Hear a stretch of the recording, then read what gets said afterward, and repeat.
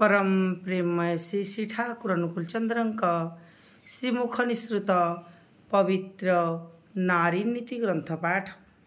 मोर कथागुड़िक जदि तुमर केवल कथा और चिंतार खोराक मात्र हुए करवा आचरण भितर दे सेगुड़िक जदि बास्तव में फुटे तोली न पार तेबे पाइबा जे तुमर तुम साच्छन्न रही ता किंतु अति निश्चय तुमर मु।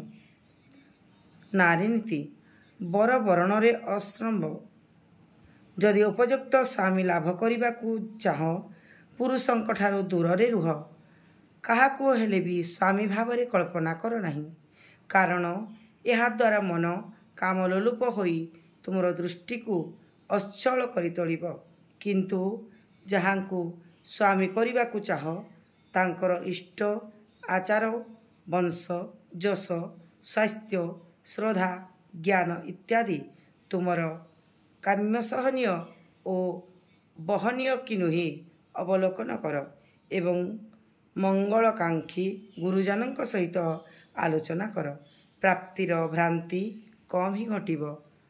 जय गुरु जय गुरु।